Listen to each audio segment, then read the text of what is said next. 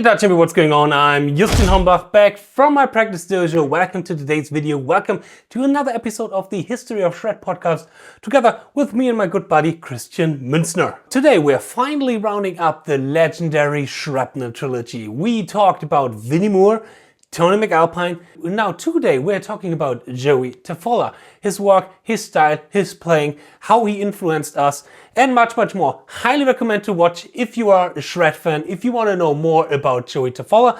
And I would say less talking, let's get Christian on board. And now let's start with today's episode of the History of Shred. Here we go. So, Christian, welcome back to the History of Shred podcast. How are you? What are you up to in the last couple of weeks? What's going on? Well, I feel very accomplished because, as you might know, we have this little band called Eternity's End. And after many years of writing and changing and starting again and whatever, we finally finished the new album, as you know, because you're playing on it. And you actually were also writing on it this time for the first time compared to the last album. And yes, I feel very happy with that. And now we're trying to find some labels and get the record out as soon as possible.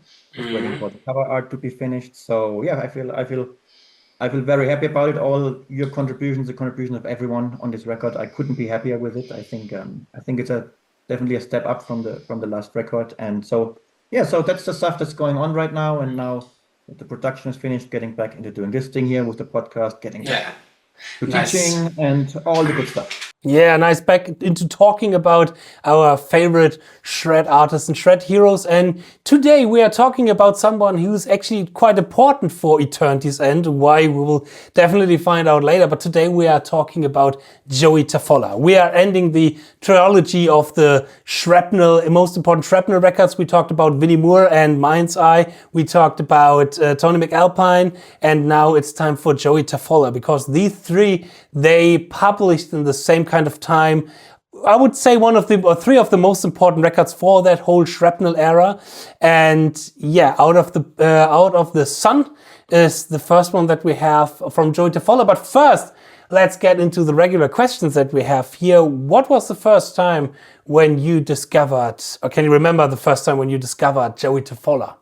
Yeah, so that's a good question actually, because I got into his music a little bit later than I got into the other guys, because like in the 90s the stuff wasn't so easy to find. But as far as I remember, so I had this friend, it was when I was 14 years old and I just got into like shredding. I just saw Paul Gilbert at a clinic and stuff, and I just discovered all that stuff. And then I met a guy at a party who became a friend of mine. We started talking. I play guitar, and he was a few years older than me. And he's I have all these REH videos, which back in the day were difficult to get, because I only had the 𝗏𝗏𝗏𝗏 video, and he had the Paul Gilbert videos, and he had Razor X cassette tape, in his car. He showed me, and the Maximum Security album by Tony McAlpine. And then I think I got the Intense Rock 1 video he gave me by Paul Gilbert, and it said on the back that Paul Gilbert played also guitar on Joey Tafolla's debut album Out of the Sun. And then I asked him, who's this Joey Tafolla guy? And he was like, I got a videotape by him as well. So I think the first time I actually heard Joey Tafolla was when I got the video, the REH video that he made called Shredding, which he did after the Infra Blue stuff. But I hadn't really heard any of his music yet. And then it's weird. I was in the 90s, I think around 96, 97, I was dating a girl in Germany who was very Christian, she and her mother, and we used to go to a Christian metal festival in Germany where a lot of Christian metal bands played. And there was a guy playing called Ken Templin. And he was a really good guitar player, and I talked to him because I was at this event, you could talk to the musicians, and he was mentioning Joey Tafolla all the time. Like that Joey Tafolla was kind of like his mentor guitar-wise, and that Joey played some solos on his records. And then a friend from that group basically gave me the Ken Templin album, so I heard some of the Joey solos there. I still hadn't heard any of his solo records. And then in 1997, the first time I really got into his playing, I really thought, wow, this guy actually plays amazing, was when the Jag Panzer album, the Fourth Judgement, came out, because I heard a song from that record on a metal radio show in 97, and I liked the guitar playing so much that the next day instantly I went to the record store and bought that album. And to this day, this is one of my favorite albums of all time that, in my opinion, contains some of the best metal soloing ever. I think his tone on that record is perfect. The lines that he plays are perfect. And later, it was after that through my friend from England, Matt Williams, who had Liquid Note Records, I discovered his 3 solo records, but that was actually later, right? So the first time was the shredding video, then it was basically Ken Templin telling me about Joey Tafolla, and then it was when the Fourth Judgement basically came out that I really got into his playing and was like, yeah, so this guy is actually really, really good and unique. So it was quite a bit of a, it wasn't as clear, as it was with Tony or Winnie that I instantly got into it. It was like hearing the name here and there and then seeing how he did different things and then basically getting into his music. And I think Out of the Sun, I didn't get this album until 2004 or something. I think in 2004 I ordered that album from a record store, and Infra Blue also. And actually his third solo album, Plastic, I heard first because, again, my friend Matt Williams sent me the album Plastic, a CD copy back in 2001 when that one was new. So yeah, so I think I discovered him around 96, got really into playing in 97, but then in the years that followed, discovered all his solo records and all the other stuff. Yeah, it was kind of the same for me, but still different because, as we all know here from the History of Shred podcast, is that my discovery of shredding and all this stuff was around 10 years later, because I'm 9 years younger than you. And in my case, the internet already exists, Amazon already exists, and especially YouTube. And yes, one of the first things that I saw and heard from Joey Tafolla was his REH videos. And there I really liked his kind of approach, because it's a lot about chromaticism, chromatic playing, combining chromatic licks with pentatonic licks and all these kind of things. And I really liked that. But then I got as well the Infra Blue record and then the Out of the Sun. And I was really surprised by Out of the Sun, because Infra Blue is, and we will talk about this record later a little bit more, is a little bit more bluesy, a little bit more hard rocky kind of thing. But Out of the Sun is, especially in the style of the, 1986, 1987 Shrapnel era. And then I wouldn't say I lost interest, but I lost him a little bit out of my mind, Joey Tafolla. And it didn't really more and more get into his stuff until we got, prepared for this episode. And I now was listening to the first time for the Jag Panzer record and the other stuff that he was doing. And that's incredible, especially his third solo record was something that really blew me away in the last couple of days, but also the Jag Panzer record. But I want to go real quickly into, this kind of trilogy of Shrapnel records that we have. Again, Mind's Eye, we have from Tony, Edge of Insanity, and then Out of the Sun from Joey Tafolla. Why do you consider, because you were the first person who told me this, and after you told me that, I realized and understood it, but why is that kind of the trilogy of Shrapnel of that time? Yeah, so for me it started with Edge of Insanity, then Mind's Eye, and then Out of the Sun, because in my opinion, all of these 3 records, they kind of follow the same blueprint. They have a very similar approach to the songwriting. They're all completely instrumental. It's all completely neoclassical, but not in the Yngwie style, or also not in the cacophony style. It's a little bit of a restrained approach, where I feel like the main thing are the epic melodies. They have a lot of harmonized guitars. All 3 records have Tony McAlpine's keyboard playing. They all have a very similar sound and production. And so when you listen to them back to back, it makes total sense, right? It's for me, it's the original kind of Shrapnel kind of trilogy. And it also says on, so like Winnie said in the interview, right? They got Tony McAlpine to play keyboards on the Mind's Eye record, and the same thing happened on Out of the Blue. And it also says in the CD booklet, additional melodies by Tony McAlpine. So I think this kind of style, he had an input on the melody writing, definitely on the compositions, right, on that album. And for me personally, I feel that Out of the Sun I feel Joey became a better player later on. His actual best playing, I think, is on later records. But in terms of the composition, I feel that Out of the Sun actually has the most well-written compositions in the genre. Of course, you could argue, some people would probably say it's Tony McAlpine's Maximum Security, which came a bit later. But for me, Out of the Sun has the most well-written songs actually in the genre, and it closes the trilogy, right? First you had Edge of Insanity, late 85 or early 86, then Mind's Eye came out, and then Out of the Sun came out. And that's basically this original style, right? I think these three records are the only thing that really exist exactly in that type.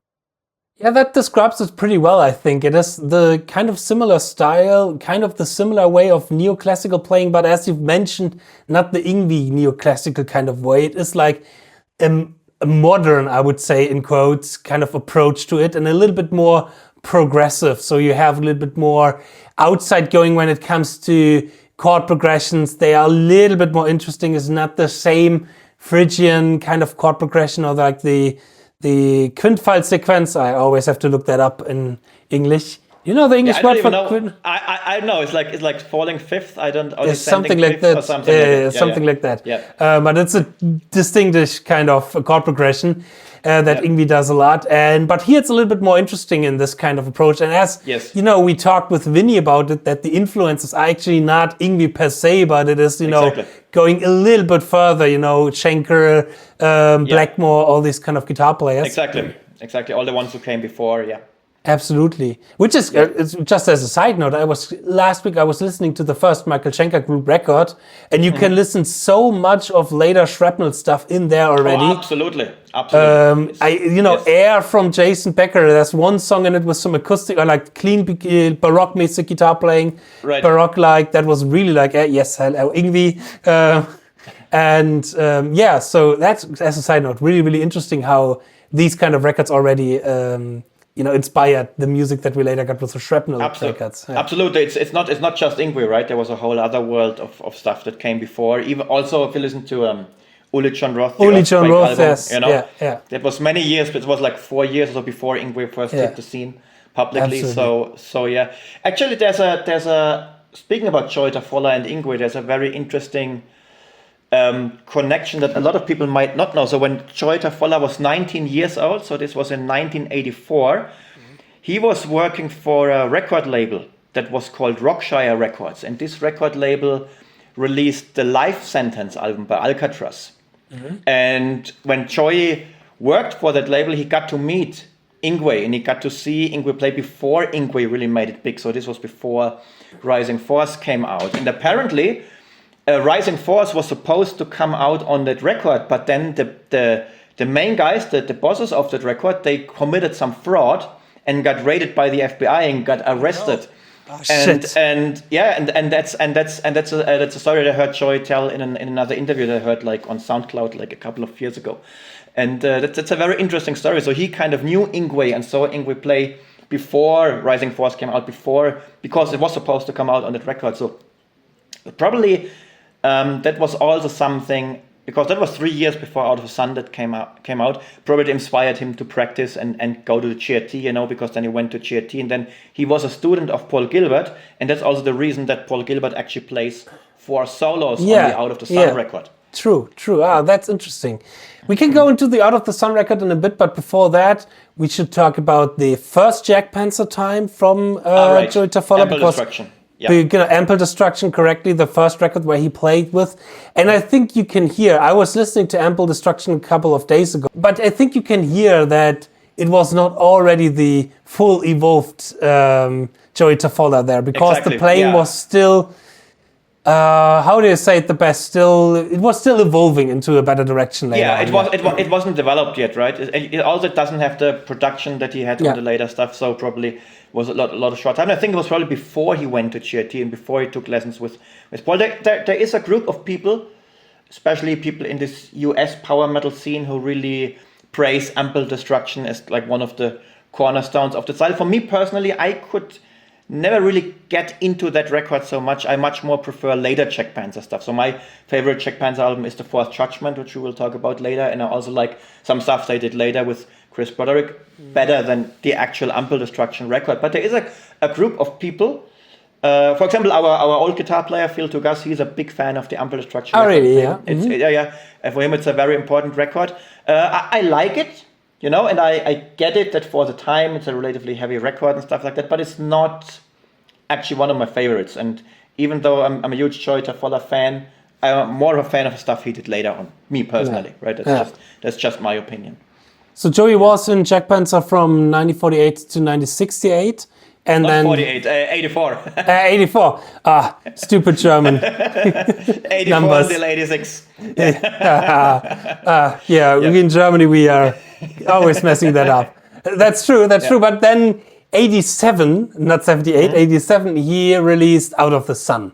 Exactly. And let's talk a little bit about that, because there, especially the opener, as I've already mentioned a little bit, is a quite important title track for us, because it is named Eternity's End. So that was your inspiration for the band name, right? Absolutely. I got the band name from that record, from the song. I always loved the song, I always loved that album, and I thought it sounds like a cool band name. And there exists another band that also got their name from this album. It's the band 0 Hour. That was a prog band from America, also with a great guitar player and bass player who were brothers. And the guitar player Jason, I asked him actually, because I said, hey, I got my band name from that record, Eternity's End, and named my band after the opening track. And I was like, is it possible that you named your band after the third track on that album? He's like, yeah, it was his brother's idea, because the bass player of 0 Hour was a big fan of the bass player on Out of the Sun, because I think Out of the Sun has amazing bass playing. This guy called Veli Voss, who later on also played for Yngwie, I think, on the Trilogy tour. And this guy unfortunately passed away very young, like he died in 1993 from leukemia, but he plays bass on the Out of the Sun record. And the song Eternity's End has this amazing like tapping bass solo, going on in the middle, which was also an inspiration for the bass solo in our song called Arcturus Prime from the Embers of War record, right? And the bass solo in the song Eternity's End actually inspired me to that.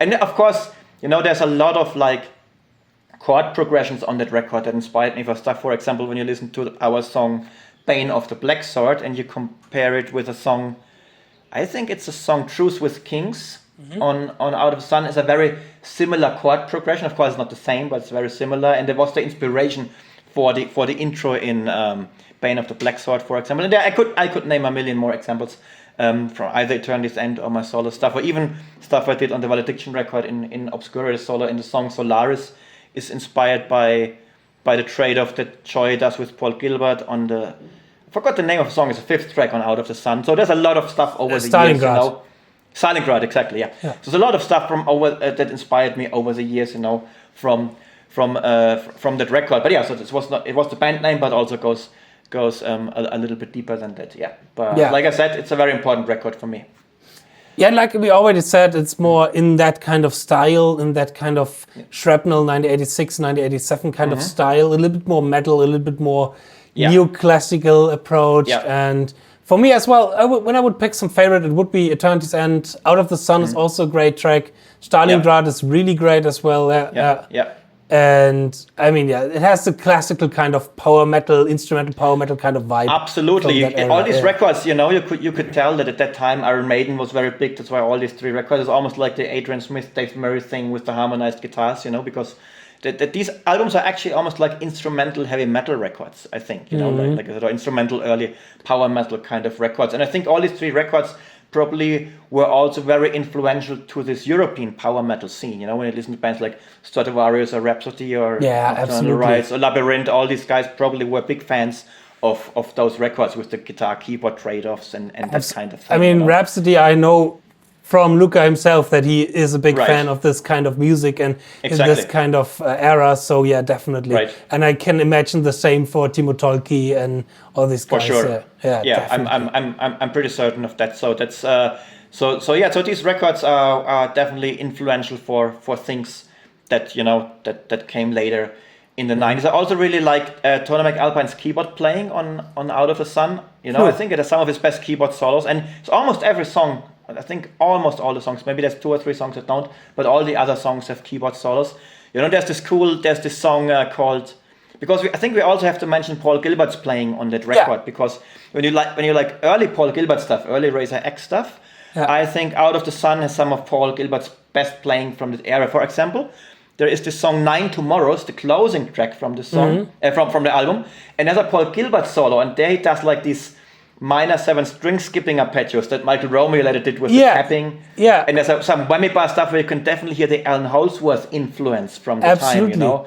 Absolutely. And yeah, I remember I saw like yesterday or 2 days ago that, as you mentioned him, Phil Tugas, the old guitar player for Eternity's End, he covered a solo from that record on his YouTube channel. He did 9 Tomorrows, I think. He did 9 Tomorrows. Yeah, and then I thought like, wow, that really sounds like some Joey Tafolla-esque kind of thing. And then I read in the description that it was actually the Paul Gilbert solo that he covered. Exactly. And I thought, that's really untypical Paul Gilbert style kind of play.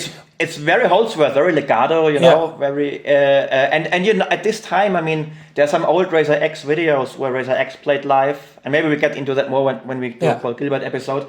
But when Paul did the solo spot, he would play the intro of Metal Fatigue by Alan Holdsworth because that record had come out in '85, you know. Yeah. And like Vinny said in the interview, right, they were all like big Holdsworth fans at the time. And it's a cool moment, I think, on the Out of the Sun record where Paul does this Holdsworth type solo, and then it goes into double time. Then Tony McAlpine comes in with the keyboard solo with these big arpeggios.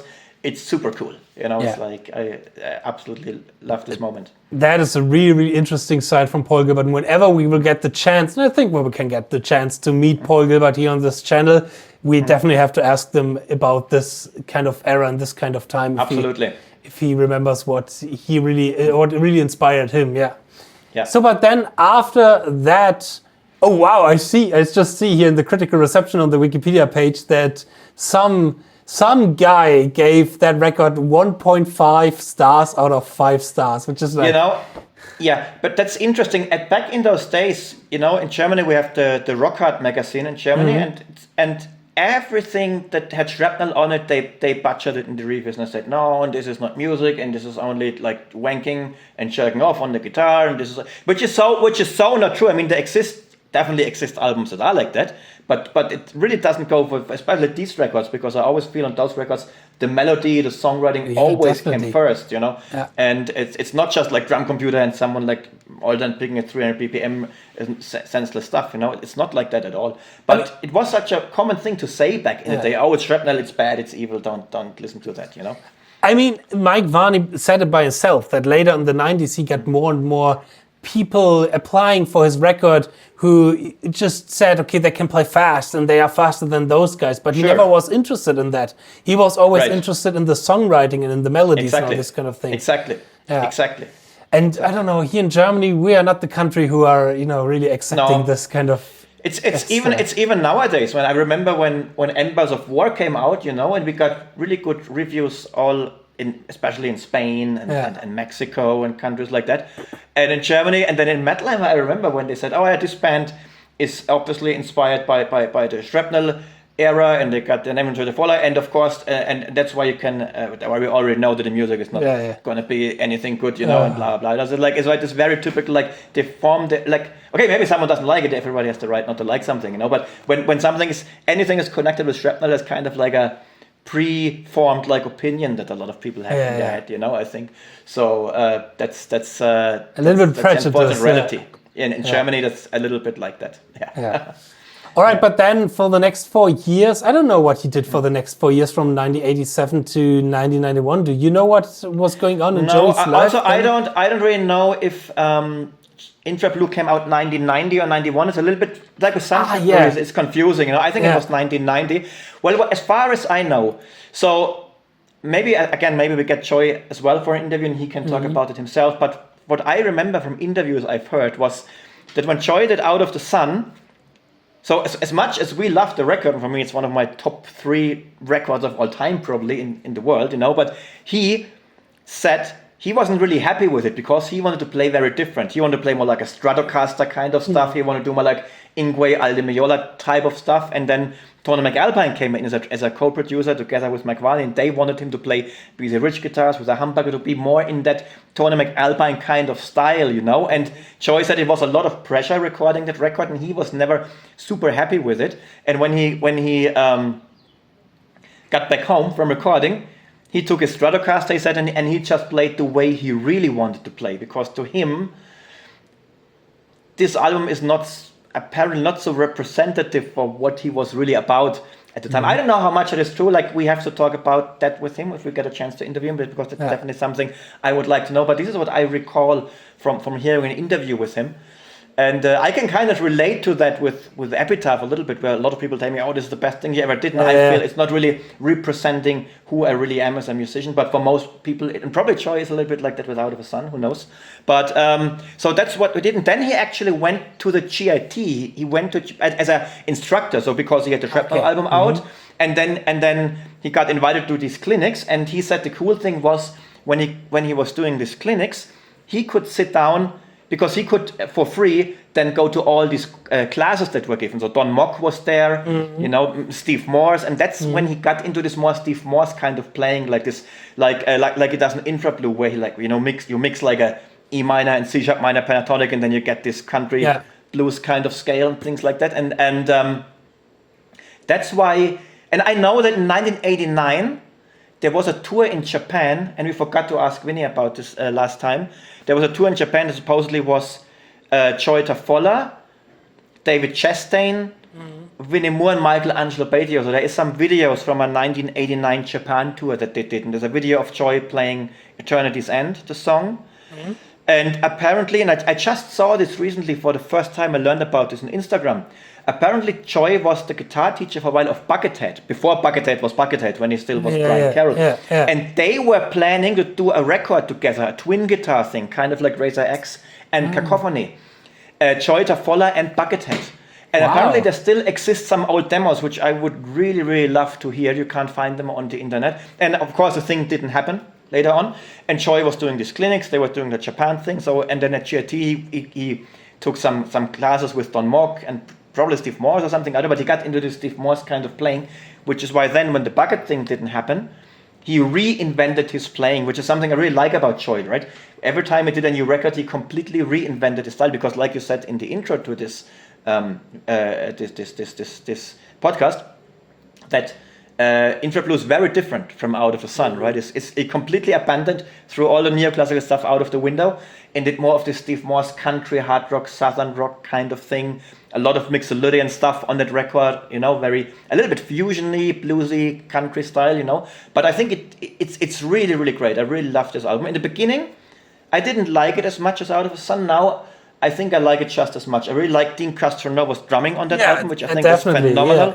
And the bass player, you know, John Onder, is incredible on the record. He's doubling a lot of the lines, the fast picking lines, he's doubling on the bass. There's some really insane bass soloing on that record as well. I think he had a really strong band, you know, on that record. And I absolutely love it, even though it's a completely 180-degree turn from what he did on Out of the Sun, you know. Probably maybe a little bit inspired by the Michael Lee Firkins record as well, which had come out a little bit before that, you know, the debut. That was actually something that I thought of when I was listening it a couple of days ago, that I was thinking about this kind of shift of style anyways happening in that kind of era and that time. I mean, we had it with Vinnie Moore, who was a little bit more hard rock with the Meltdown record. And Tony... Freedom to Fly. Freedom to Fly was also a bit more on that rock style. And then, of course, before Out of the Sun, even before Michael Firkins, the first Greg Howe record was released, which I think was the first Shrapnel album that was more in this bluesy, pentatonic kind of style. Then Michael Firkins came out, and then 𝗏 Tafolla. But so that's the Infra Blue album, and I really like it. It's a very unique approach, like half picked, half legato stuff, you know, and wide intervals mixed with like very short intervals, very interesting type of lines, I think, that he does on that album.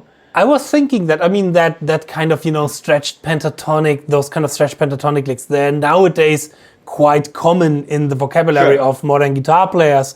I mean, you are using them a lot, and you know, other guitar players are using them a lot. Some people are with tapping, like Michael Romeo and Greg Howe as well. So I was thinking if 𝗏 was kind of one of the first who are using these kind of stretched pentatonic. I think so. It was probably.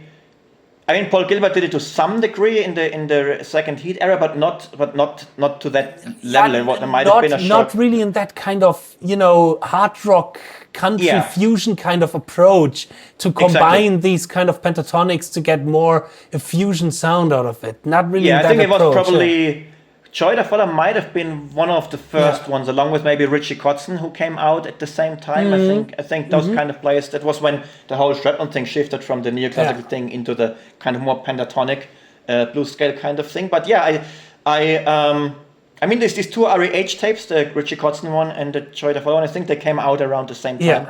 Yeah. And those were probably the first guys to do that. I think in that style and to that perfection. I think definitely.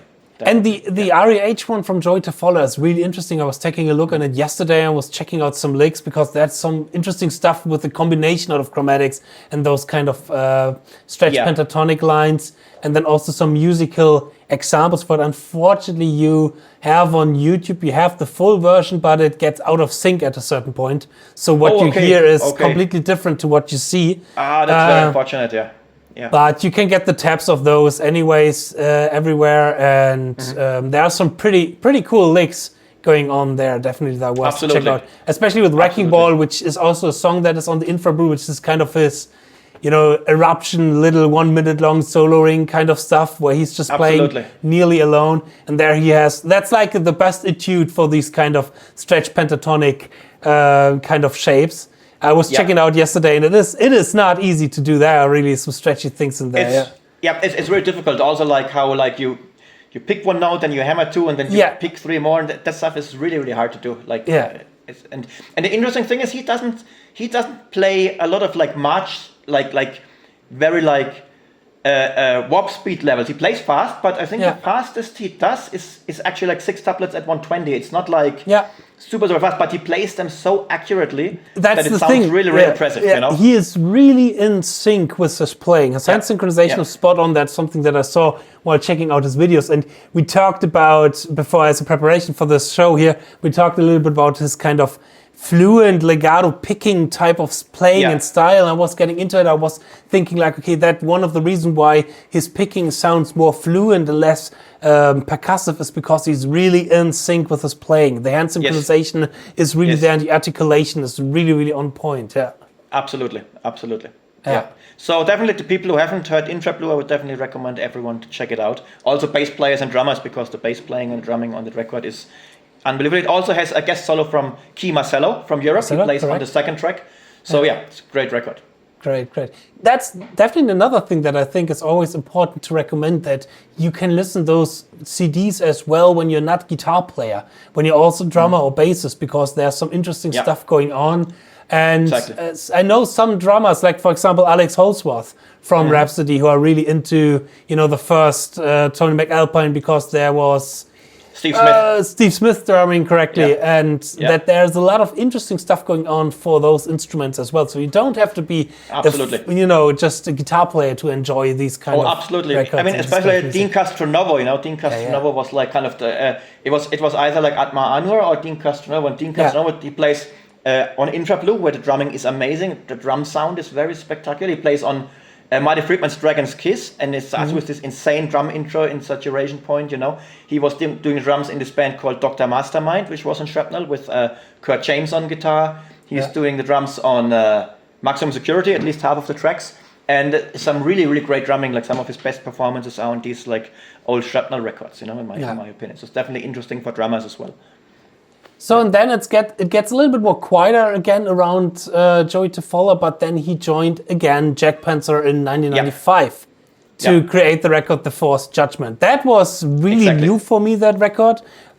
You recommended to me to listen to it a couple of days ago, and I was really blown away, because for me, I knew Jag Panzer. I knew one record from Jag Panzer, the second one with Chris Broderick on it. So Mechanized Warfare, I think. Mechanized Warfare, correctly. Mechanized Warfare. I don't know, I got it in my hands when I was, 13, 14, something like that.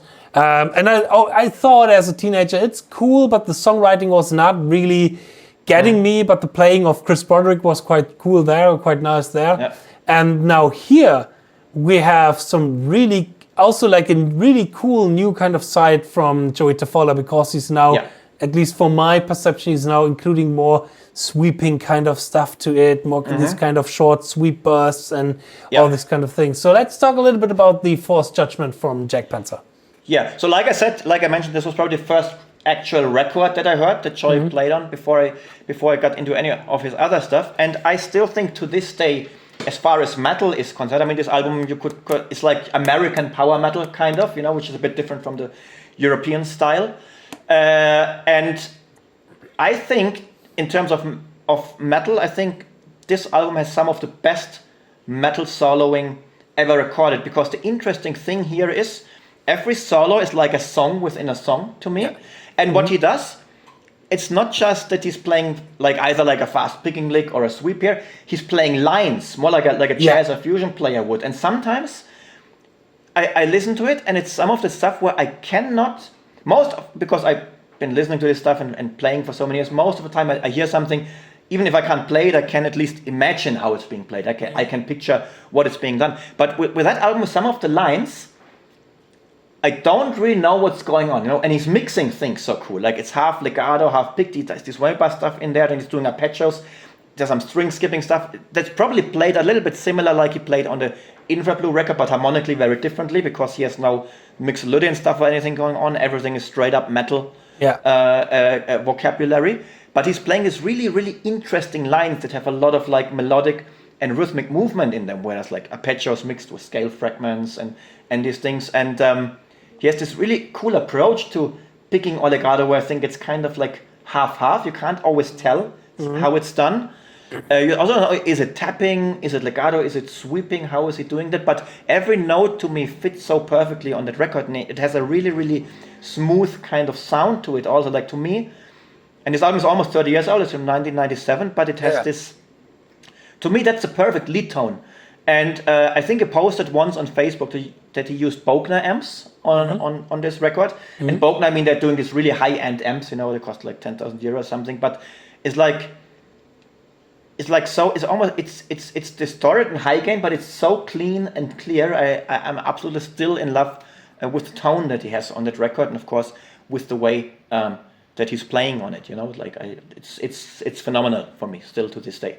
Yeah, he has some really interesting kind of substitutional chord progressions going on there. I was transcribing some of this stuff after you've named it. I was trying to transcribe the first song, Black, for example, that solo, and there he starts, with the typical F major 7 sweep arpeggio over a D minor chord to create D minor 9 and all these kind of things that people like you, for example, later did as well. Right. But the really interesting combination, as I already mentioned, I saw that there while transcribing it, this kind of combination out of picking and then going into legato and then going back into picking stuff.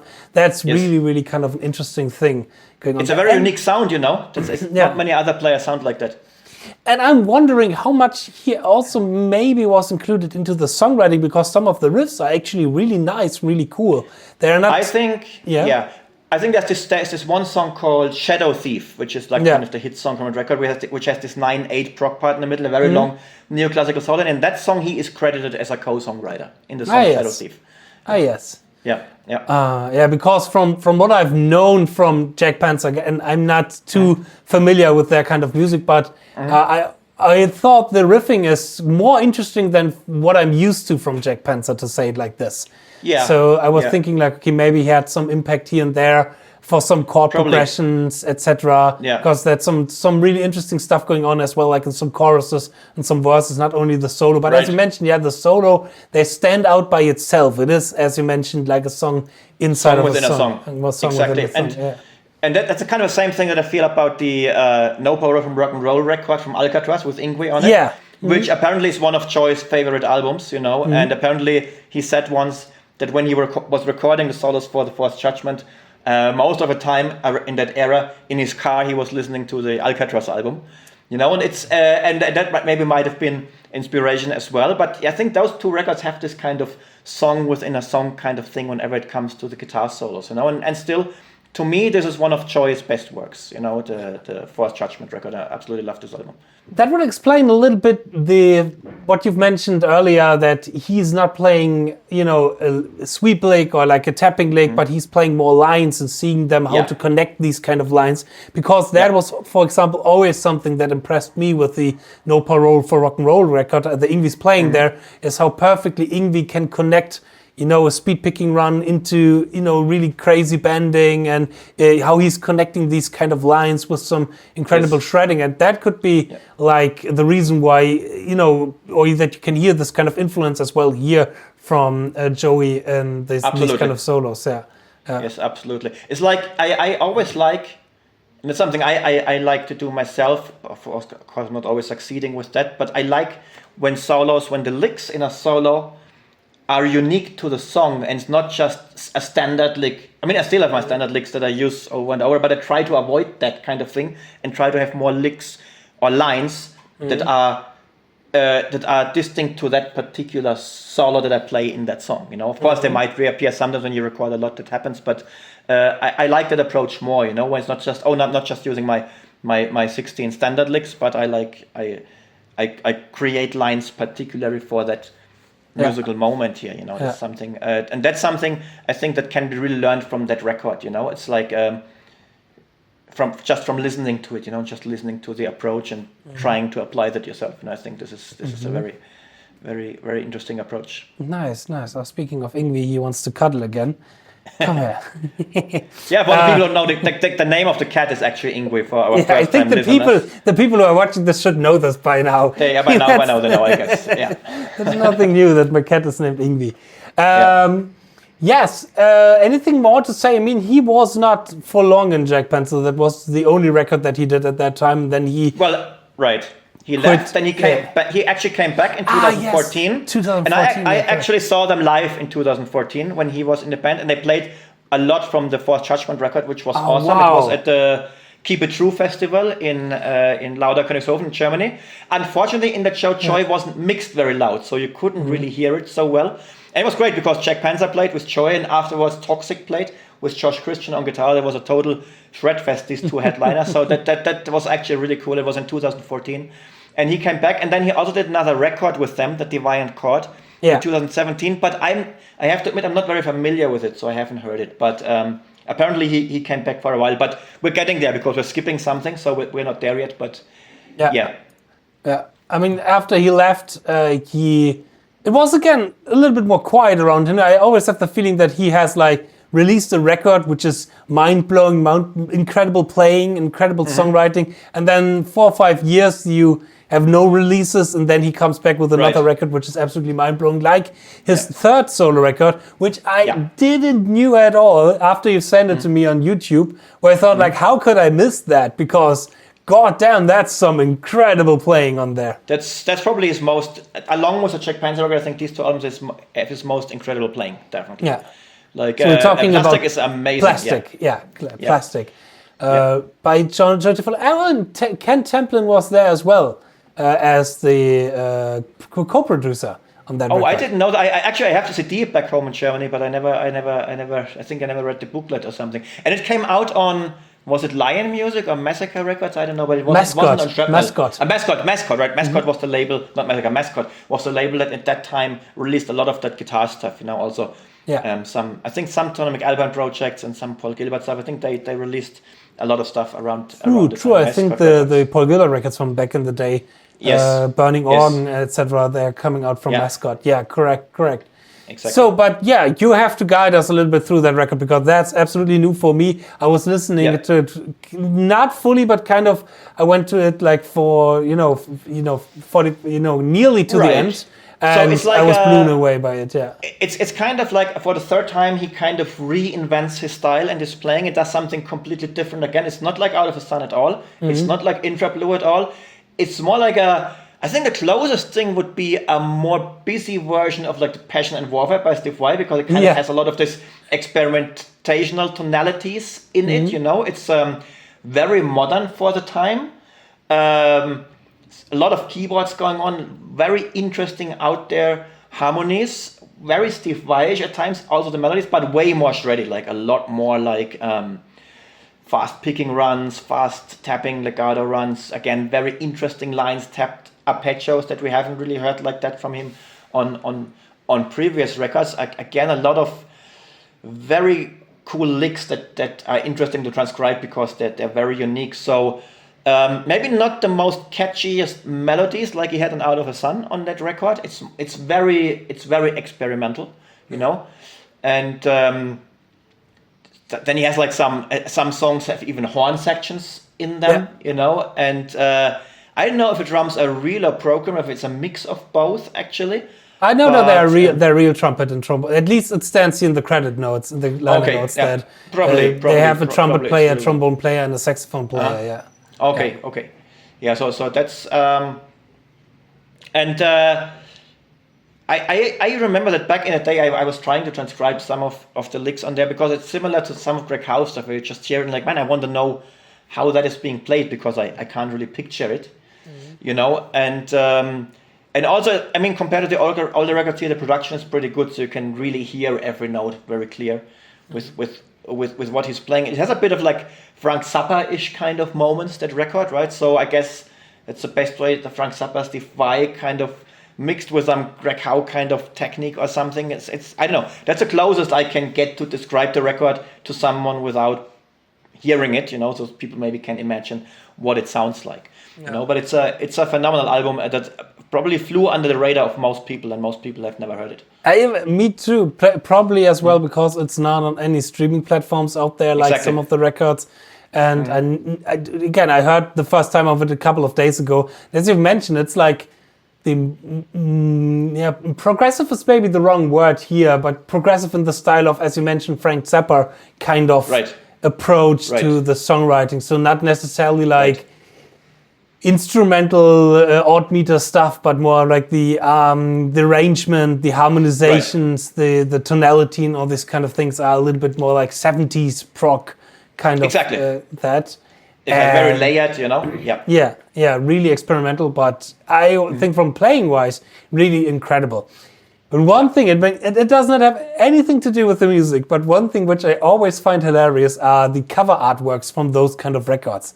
I mean, from the Out of the Sun, I have absolutely no clue what this has to resemble. This kind of, it's like outer or something like that. What was the name of the guy who did it? It was the same guy. 𝙬𝙤𝙀. Yeah, exactly. And he also did Apocrypha, The Forgotten Scroll. I actually like these covers. It's kind of like a fantasy, kind of 80s fantasy kind of thing. You can't really tell what it is, you know. But for me, these covers have a certain charm to them that I totally love. You know, he did the Chastain records, I think. But I still liked it better than when they just put a guitar on the cover, like they did on plastic. Thing. You know, that's with plastic. It's like, I mean, I know what kind of, you know, not struggle, but what kind of work we can put into cover artworks. I see this in Eternity's End. I see this in Alkaloid. How many thoughts are putting into a cover artwork? And here it's like, oh, what should we do as a cover? Oh, well, I have here my guitar and a pedal. Just make a photo of it and it's done. Spend no budget at all. No, all the Greg Howe albums are like that, right? All the Greg Howe albums is just him with a guitar on the cover. It's kind of cool, but it's like, I like when people put a little bit more thought into that kind of thing. It usually seems to be when the music is more fusion based, then they make just the guitar player on the cover, because the fantasy kind of thing doesn't lend itself so well to that. Whereas for the neoclassical stuff, which is more in the heavy metal, power metal kind of realm, the fantasy aesthetics, maybe they fit a little bit better, right? So that might be the reason. I mean, that would be interesting, like a fusion record with a fantasy kind of cover artwork with, you know, like Conan or something like that. Right. Some sword and mastery kind of thing going on. So that kind of thing would be kind of weird. I mean, some of the old Return to Forever albums, they have a little bit like that, the Romantic Warrior or something, you know, was a little bit more like that. But then it became just the guitar player with the guitar on the cover, and that's kind of boring, you know, definitely. I'm just thinking right now, I think it's also a Greg Howe record from one of his bands where you have like a dentist and a dentist... that's the Extraction. The Extraction record. With Victor Wooten and Dennis Chambers. Like, okay, you can do that as well. If more fits to it. All right, but then again, I mean, basically, it's only one record, or like it is one, I would say, important record that was coming out. Then after that, another Jag Panzer record, where you already mentioned that you are not, or haven't heard it too often, or you're not too much into it. there's one other record that he did around the same time, 2018. That's with Ď Panzer from 𝙬𝙬𝙀. Yeah. And I just listened. I had not listened to the album when it came out, and this morning I listened to it before the podcast for the first time. I should familiarize myself, and it's actually really good. It's like this typical Ď Panzer, like 𝙬𝙬𝙀, rainbow kind of style, but quite neoclassical at times. Really cool riffs. And Joy plays completely with a Stratocaster on that album, from what it sounds like. It's all single coil, and he sounds very different than on the other records. So it sounds it's totally more in the Yngwie kind of thing. There's really amazing white vibrato on that. None of the whammy stuff that he does on like the Jag Panzer or the Plastic albums. And it's really more in the Yngwie kind of thing. You can hear like a Stratocaster with Marshalls. It's all very natural, but insane picking chops on that. Very neoclassical. It sounds. Yeah, again, it goes a bit back to the Yngwie, No Power from Rock and Roll kind of era. And I listened to it for the first time this morning, because usually I don't really listen to a lot of new albums by old bands. Usually I have my favorites from the peak era. It's the same. I don't listen to Rhapsody albums that came out in 2018 or something. I've listened to my favorite era from 97 until 2002. Usually, that's kind of how it is. And with a lot of these guys, it's like that as well. But sometimes it's not good, because they still release cool stuff. So I really advise everyone to familiarize yourself with that Ď Panzer record. Yeah. You hear a completely different side of Joyce playing once again, So he's a bit of like a chameleon. He can really has these different worlds how he can sound. And so that's a really great record to check out. It's a little bit long, maybe. It's over 1 hour and 13 songs. It's a bit long, but definitely recommended listening. And that was 2018. So as far as I know, and again, this might be something to talk about in an interview, but as far as I know, Joy kind of more or less quit music back after Plastic, and he started a merchandising company. I think it's JTM Merchandising or something, which became really, really big. And that's his main thing, and now he plays just as a hobby. And there was this period between maybe 2014, 2018 when he got back into it a little bit. But then probably doesn't, I don't know, maybe he doesn't like the touring lifestyle so much or whatever, but his main thing is still the merchandising company, as far as I know. That is quite interesting, that sometimes a lot of musicians are having like a side company, which are then in the end are making most of the money for their kind of art and music. You have that nowadays as well. I saw that when I was in Vienna a couple of weeks ago with with 𝗗𝗏 Marcello, for example, and Frank Gambale and Andy Timmons, that a lot of the modern kind of guys, one of those, he had a PhD and he was actually a doctor somewhere and is just doing Instagram on the side and is being quite successful with that. Or Angel Vivaldi has his own kind of fashion company, which makes much more money as it seems, like his music and all these kind of things. I think we are like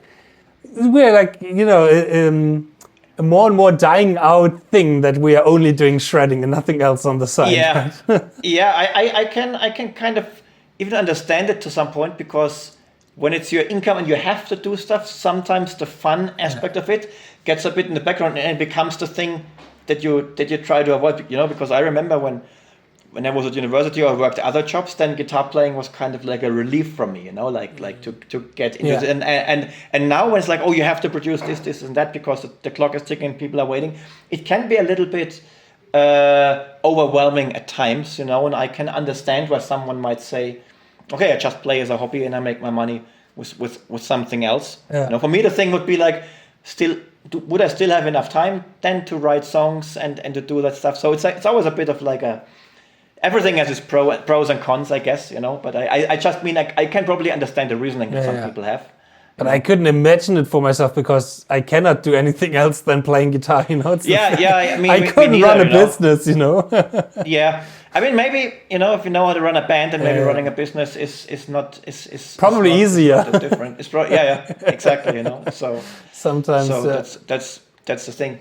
But I mean, these guys also, was a different generation where you didn't have the internet, right? So it wasn't so easy to get your stuff out. You were always dependent on like a middleman who had to believe in you, and then probably they gave you shitty deals, and it was more like it wasn't as easy as nowadays, where you could be your own your own boss, and you could just do things.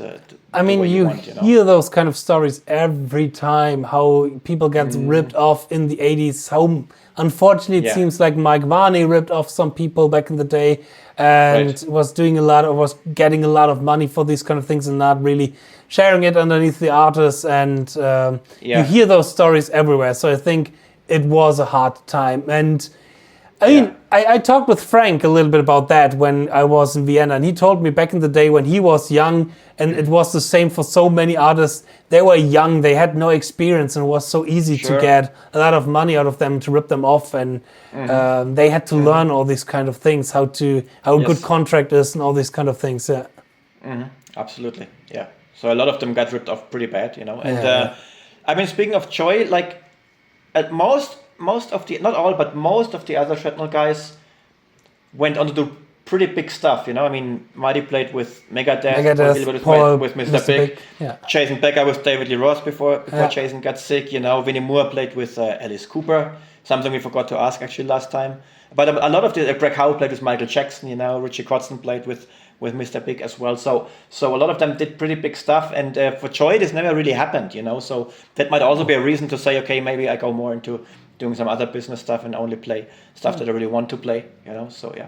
Yeah, when we see it like this, there are actually some players who are incredible who really never got into the bigger scene, where where money probably was easier than to use that money to produce more records. Michael Lee Firkins would be another example where I didn't know that right now if he would play in anything bigger than the stuff that he did, No, I think it didn't. Darren Householder as well, a lot of these guys there, and I saw Michael Lee Firkins actually in the Netherlands in 2000.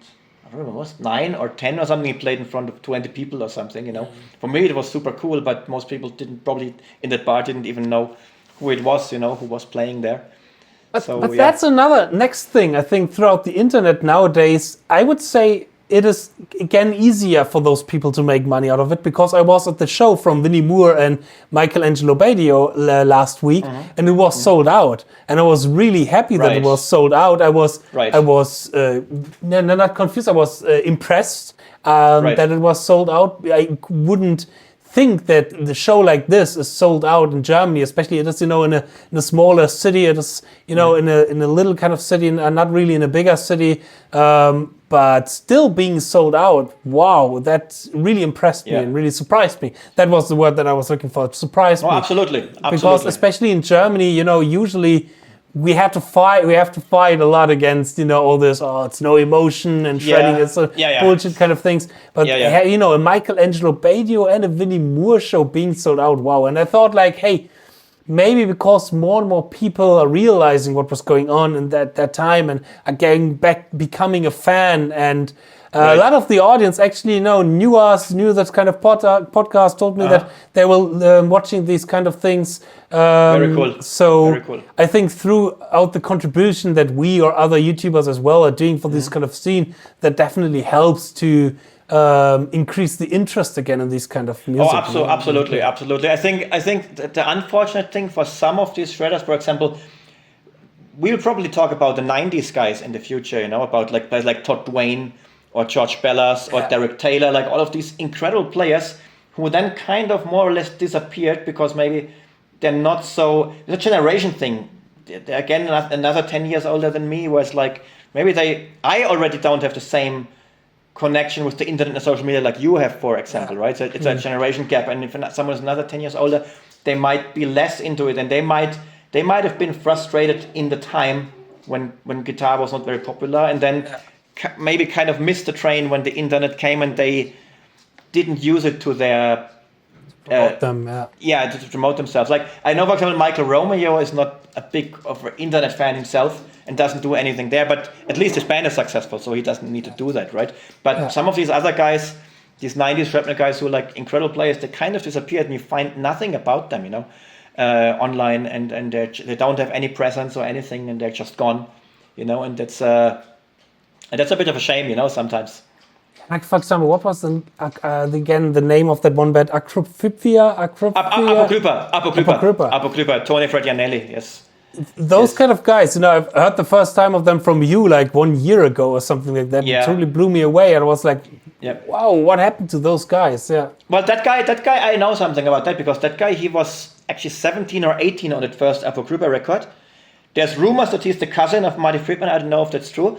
But later he played in a band that is not famous in Germany, but in the US it was really, really big. It was a band called Third Eye Blind. I have no idea what they sound like, but they were a huge band in the States. They played stadions and stuff. Oh, really? Okay. And the last thing I heard about guy is that he sued his band for like a couple $100,000 because of some copyright stuff or something. But he was a big rock star in that kind of thing later on, but I have no idea what this band sounds like. That's later. Another thing where we Europeans sometimes don't have a perception of like how big, for example, the country music in the States is. And I could imagine like Michael Lee Firkins maybe having some really good session jobs in this kind of, because Michael Lee Firkins was more, we will talk about him probably somewhere in this podcast, but he was more into the country kind of thing and maybe getting some jobs there, which are really well paid, which we couldn't imagine because we don't have that country scene at all here in Europe. It's not a thing here, right? And in that kind of scene, they always look for really virtuoso players all the time, and because the guitar is very difficult sometimes, even in the commercial stuff, you know. So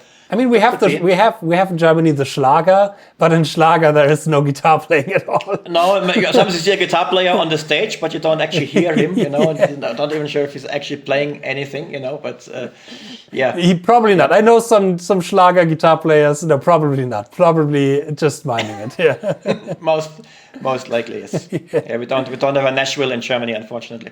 No. All right, but I would say that's so much about Joey Tafolla, right? Is there anything more to say? There were some trivia facts that you wanted to... So the one trivia thing that he worked for Rockshire Records, that signed the Alcatraz live record and wanted to release Yngwie and then got raided by the FBI and the guys got locked up for the bosses of the company for fraud or something like this. And that is one thing. The other thing, his mother... I forgot again the name of the band. I had just looked it up before. But his mother had like a #1 radio hit in 1961 that was called Angel Baby. And so she was a singer. So that might be a fun fact to know for the people who know that song, who are aware of that. Rosie and the Originals. Well, it's Rosie and the Originals, right? So that was that. But I think that's pretty much all I can remember. I met Joey one time briefly in 2014 when it was a Jag Panzer, but I only talked to him quickly, and then we've been writing on Facebook a couple of times. I know when I was studying at the MGI, Joey was sometimes doing clinics at the MGI, but not in the year when I was there. But the teachers who saw him, my teachers, they said when he came to do the clinic, he would sit down before the clinic, and 3 or 4 hours he would warm up and play non-stop. Non-stop playing for like 3 or 4 hours, which is insane, you know. And some of my teachers at the MGI, they said Joey at that time he was actually obsessed, you know, with the guitar. It was like complete like tunnel vision, like a Shaolin monk, you know, like just into it and playing. And would be interesting to hear from him, you know, because then he took this long break from playing, but he came back in 2014, still having all his jobs, not really losing anything, you know, which is impressive. I mean, maybe he went to a break. Yeah. Maybe he was still playing, but he just didn't care for the business, and he didn't want to release anything. That could be right. So it would definitely be interesting to get an interview with him, because there's a lot of things I would like to ask. Also, like this kind of confusion. This old demo, is it a Tony McAlpine demo or is it a Joey Tafolla demo? You know, it has some songs on melodies that ended up on Out of the Sun. All of these things would be really interesting to know. You know? Just to confirm your one fun fact, yes, that was his mother, Rosie Hamlin, where personalized Hamlin, blah, blah, blah, blah, marriage to the original guitarist Noah Tafolla, and the couple had 2 children, Joey and Deborah. So his father was actually a guitar player as well. Okay, interesting to know. Okay. Interesting, yeah, hopefully we will get him somewhere here on this channel. We will work for that, because having the interviews Vinny showed, it was a lot of fun to have Vinny here, and we definitely want to have more people here on that channel. But I would say so much about that, Christian. For everybody out there, go check out Joey Tafolla as usual. Check out all the shrapnel shredding kind of thing that we're talking about here, all the musicians, because we want to keep the flame up and keep the spirit rising of this kind of beautiful art form in our instrument. And I would say thanks for the podcast, Christian, and hear from you and talk to you soon, right? Talk to you soon. Bye-bye.